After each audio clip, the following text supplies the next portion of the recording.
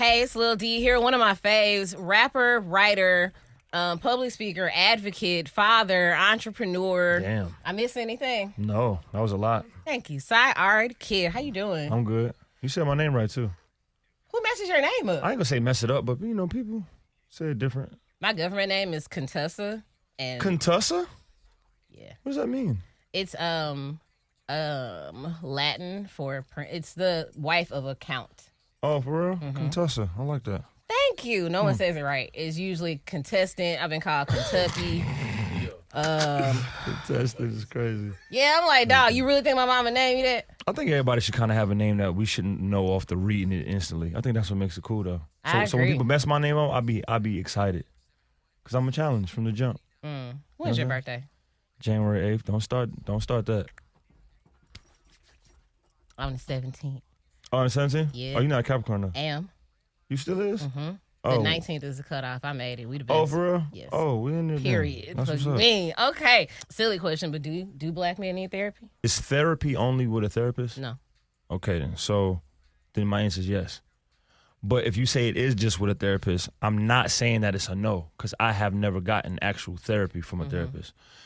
But if you notice, like nowadays, the internet and the engagement with people is based off of questions. Yeah. So if you notice, that song is a question. It's to make us talk about it. You know what I'm saying? So it's not for my answer to say that's not the final say of that answer. But in my opinion, yeah, I think we need to find safe spaces to speak about things around people that we trust in order to get the word out. And it needs to come from strong people, strong men that people look at as warriors, soldiers, leaders, alpha males, activists, you know what I mean? Generals. When those dudes start talking about it, you know, it's just like all the dudes that walk around wanting to act street because they watched, you know, all the Italian movies or Frank Lucas or the BMF show. It's like there's a lot of imitations of that, so we need some more imitations of that. Because all they seeing is the gangster corny shit, you know what I'm saying? But if some of the strong men that are good fathers and people that go out there and hustle and make things happen and have good reputation and speak about that, then I feel like now it'd be an open conversation. What has been the most effective form of therapy for you?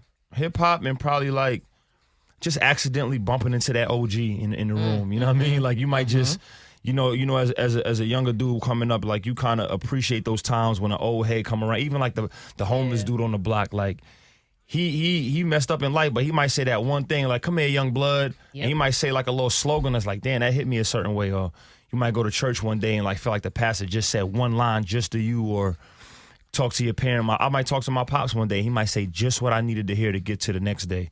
So that's all therapeutic to me. You know what I'm saying?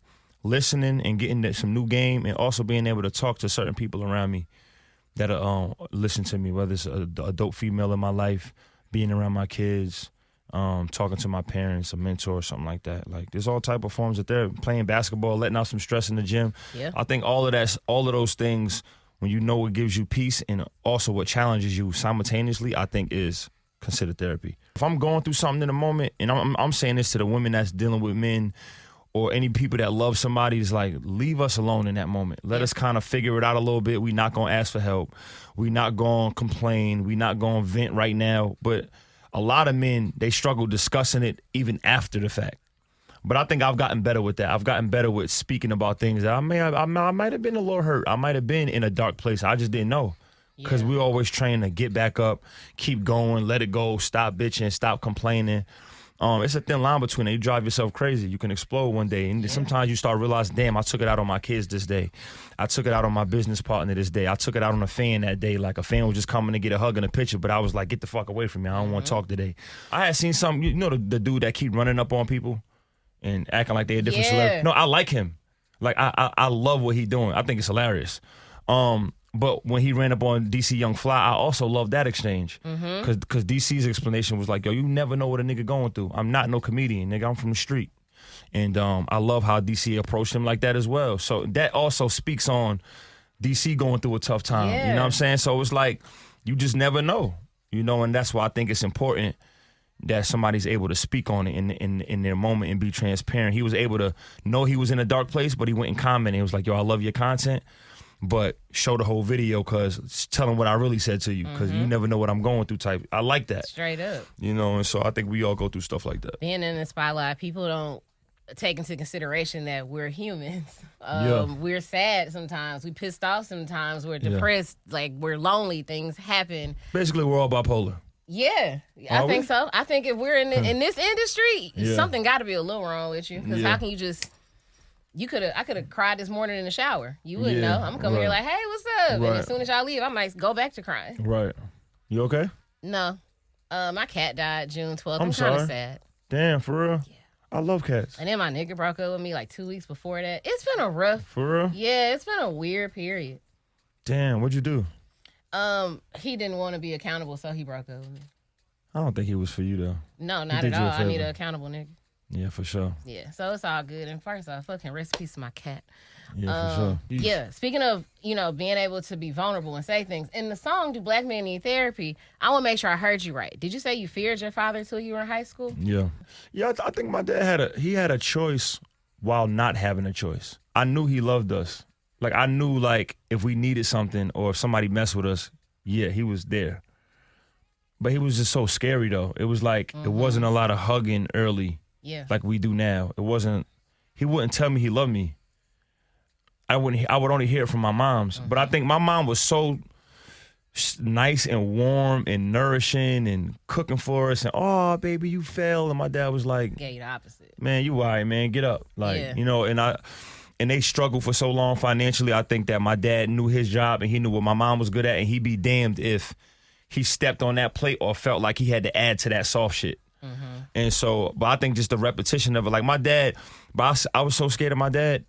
If that nigga was cleaning the kitchen, I could be dead starving. I'm not going in there. I'll whatever room he in, I'm not in. That's how it used to be. Till I got a little bit older, and the things that he wanted me to be as a man, once I started to complete those things and started helping out around the house and saying, hey, my dad, here go $300 towards the rent or the mortgage. Once he noticed that, I felt like he started coming in, talking to me a little bit more and opening up to me about how his pops was. And like a lot of the things I'm talking about with his dad and on that song, I didn't learn until like 2 years ago. And it changes your perception. When you can understand a person as a human and you see them as just someone with a name and this is a human being, it just makes their actions, you can understand why they move the way they do so much better. You still don't drink or smoke? Your skin looks great. You like it? Yeah. No, your skin looks very healthy. Thank you. In the industry of fuck bitches, get money, sell drugs, and do a whole bunch of them too, you come out with a song shedding a light not just on like your father, your uncle, but black men, and why it's so important to be a way that they are not taught to be. Yeah. You don't have that moment where you like, you know what? I'd probably be 10 times richer if I just made a fuck bitches get money. Yeah. I mean, I don't really care about money like I used to. I'm glad you said that. You got out of your deal with Birdman because you paid him back the money for your advance. Rappers don't be having $300,000. They don't. I don't want you to tell me what's in your account. I want you to tell me how, as a rapper... I'm broke. I bet you are. Yeah. I want you to tell me how, as a rapper, you sign a deal and you might not be able to, like, you don't like your situation, whatever. How do you get up the money to say, here you go? Like, what else were you doing? Was it merch? Was it shows? Writing? Because these artists don't understand we got to have multiple streams of revenue. Let me just put it this way. I hustle real hard. And if I got to get to a point or a goal, I'm going to get there. I'm a hustler. Anybody that know me, I've been selling snacks since the 6th grade. It's a Lupe Fiasco song, and he was like, being Poe also teach you how to hustle. And oh my God, I can remember that I used to do homework in school. And not only that, I used to write down the lyrics. Sell homework. Yeah. I like that. I'm really, really smart, and I don't like try. Damn. So it would be nothing for me to do your algebra. I could do that shit on lunch. For you know real? what I mean? Oh, yeah. And you a charge for that. See, I like people like you. Yeah. I like people like you. Straight up. Listen, if I want it, what we need to do. It's like I never forgot the beginnings of that. That's why I was able to get out my deal. It's like I don't just remember I was hustling in school. That's not what was important to me. What was important was I knew the only 3 niggas that was hustling. That was me, Daywan Pryor, and Jerry Newton. We didn't step on nobody's toes. Jerry had the Chick-fil-A biscuits. I made Kool-Aid with lemon juice in it and water bottles, and Daywan had the Tampicos and the Capri Suns. What color Kool-Aid? All of them. I would have all them bitches. Fancy. So it was like all three of us in a 900 building on the north side of Atlanta, like niggas knew. Why I never put lemon juice in Kool-Aid? I mean, some more shit in there, but we ain't That gonna shit get into sound it. good though. Yeah, it's gonna change a little twang to it. I don't know. I might need to buy me some Kool-Aid pack. You know, you get a certain age, you start buying Gotta Kool-Aid. put some lemon juice in that thing. Shit, I ain't gonna give it. They still 10 cents. What? Kool-Aid packets. I doubt it. I know. I ain't had Hell Kool-Aid. no. So them hoes Inflation probably- crazy right now. What's your goal with this podcast? To me, my goals are never too financial. You know, like when you from the hood and it's like, I just want everybody on every block to know that I'm the nigga that does this. Tell me what your this is. I mean, I clearly do music, but like it could be something as simple as like if somebody needs somebody dope in the studio to do a hook, or I felt like I had moments like when I did the shit with Royce, the 5'9", or Lloyd Banks, or Royce got nominated for a Grammy and shit. Like the fact that T.I. went out of his way to call me and his phone list is incredible. I feel like him knowing that I was the this for that song. Well, let's call Sy Ari. Like, bro, you the king of the South. Like, why are you calling me? Like, you can get on the phone with anybody, you know what I'm saying, to do this hook. But you called me. So it's like, I feel like I've been that. And I feel like I want to be that in the podcast world when people do their run through Atlanta. One of the biggest things that make me smile is I got like, yo, Sy, we see the show, you doing your thing. But I've been out like, oh, where the hell is we at? What concert was that backstage? Eric Bellinger had a joint.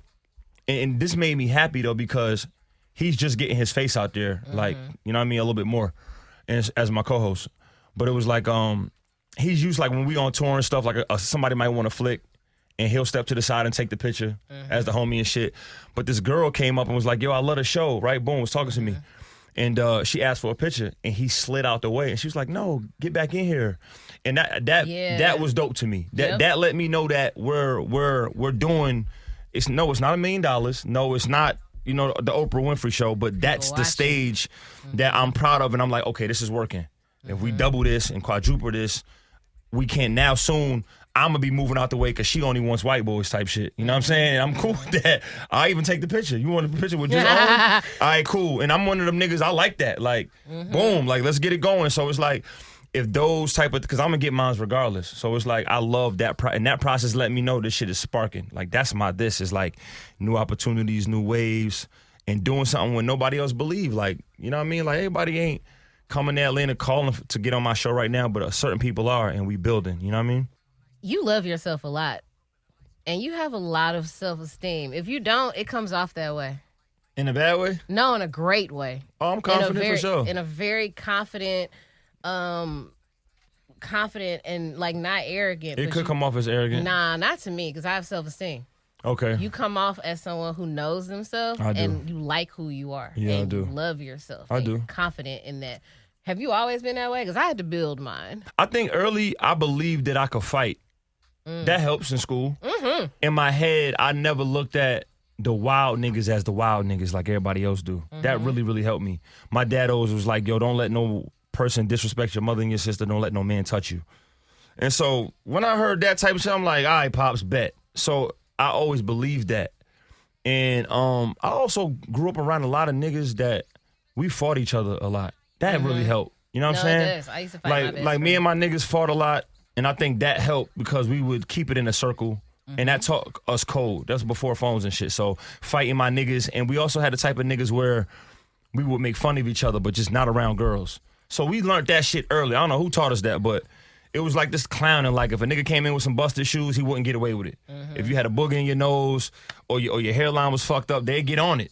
And nobody was exempt of that rule. It was like, so coming up around like the roasting era, like you gotta have jokes lined up. Yeah. And being able to protect yourself and get respect from niggas and hustling, that's naturally gonna give you a certain type of demeanor. I feel like when you walk around as a man. And then of course, like I'm over 6 feet. So it's like it's little things that help.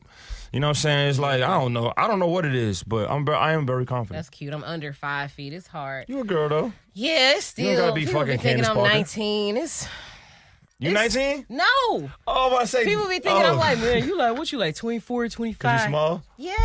I look like a middle school student. They want you to be injuries. I swear to God. Slapping Like, backboard. bruh. I mean, if I could at least be like 5'5", I feel like life would be a little bit. Like, if I could Are you reach 5'3"? I'm 5 feet and a quarter. Oh, you small as hell. I didn't peep that when we walked in. The dunks give me like a half an inch. Okay, yeah, I didn't peep so that. I'm like 5'1" with these. Okay. But yeah, no, it's stressful as fuck. We can't reach a top shelves. No, we like girls petite though. We like small. We like That's what people be saying, but it's, you know what it is? A lot of 25-year-olds who try to talk to me because they think I'm 25. And I be like, where's grown men like sir, where's your uncle? Where's your big brother? I feel like the small girls get real nasty with it. I'm not saying you. I don't want to turn it there. I'm just saying. I feel like the small girls, you could just pick them up and drop them on something and take them off. Anyway, keep going. Throw them across. Yeah, I don't know. I just feel like the small girls kind of. Yeah, I'm in shape. I work out. Okay, for sure. Mm-hmm. So for anyone who's never seen a Sy Ari show, what's in store for them? A lot of passion, transparency, engagement with the crowd. I'm just everyday people. Like, people love my shows. Yeah. I will say that though. I'm known for that, for real. I don't like sections. I don't like being in corners like all like protected and shit. I like to be in a mix with a danger at. You ever had a fight that wasn't with your friends? What you mean? Like, cause you give me, you can fight. Yeah, who hasn't? I mean, cause you like usually, you know, you don't want to mix and mingle. Like, you right with the people. I don't like, wear jewelry though. Oh yeah, that's. I don't wear jewelry. I don't like jewelry. I'm gonna say you a whoop a nigga ass. Huh? My earrings not even, they silver. I don't buy diamonds. You are just a different type of person. I don't do none of that shit.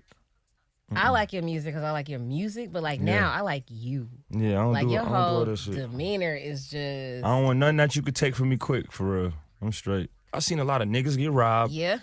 Like, you know, like when you outside and you hearing the stories and you see, it's like, oh, okay, this nigga loud as hell. It makes sense. Okay, this nigga flashy as hell. It makes sense.